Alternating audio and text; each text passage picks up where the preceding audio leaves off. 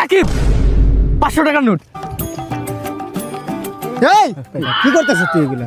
কি করব? 500 টাকার নোট। সমস্যাটা হইলো কি টাকা পয়সা পাইলে কখন রাস্তায় ওই যে কি তুই পকেটে ঢুকাই দিছিস কি? পকেটে না, এটা তোর কাছেই রাখ। আচ্ছা আচ্ছা আচ্ছা। 500 টাকাটা যদি তুই হাতে নিলি, এই বেটা এদিকে টাকা, বল। এই 500 টাকা হাতে নেওয়ার কোনো রাইট আছে আমাদের? না না, রাইট নাই। এটা কার হইতে পারে টাকাটা কত তুই? কোনো গরিব মানুষের হইতে আর পারে। যদি আমি যদি বলি কোনো এক মায়ের অপারেশনের টাকা এটা, আমি যদি বলি কোনো এক রিক্সা ড্রাইভারের টাকা এটা, হইতে পারে। আমি যদি বলি কোনো এক চিকিৎসার এই 500 টাকার জন্য আটকা গেছে সে হয়তো বাইতে দিত, আমি যদি বলি ওই মানুষের এই টাকাটা।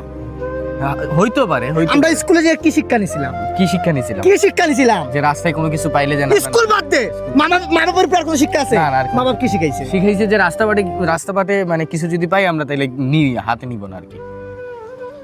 তবে একটা উপায় আছে। আমি এই জায়গায় যদি রাখোস কোনো চুটবাট পাড়া এসে যদি নিয়ে জায়গা তখন কি করবি? Exactly right. এটা আমার মনে হয় কোনো ভিক্ষুকরে দিলে। একবারে সঠিক কথা বলছিস, মানে তোর কথাগুলো আসলে যৌক্তিক কথা। কোনো একজন ভিক্ষুকরে যদি টাকাটা দেই আমরা তাহলে কাজে লাগবে। চলো চল ভাই, আল্লাহর রাস্তায় কিছু দেন না ভাই। তুমি কি গরিব? ভাই গরিব মানে পুরা গরিব তুমি কি ভাত পাও না? না, সম্ভবই না। মানে তোমাকে আমি 500 টাকা দিলে তুমি তো মানে খুশি? পুরা খুশি ভাই। তুমি তো ভিক্ষুক। জি ভাই। এই নাও 500 টাকা। ভিক্ষার পর্ব শেষ, খাই আসা।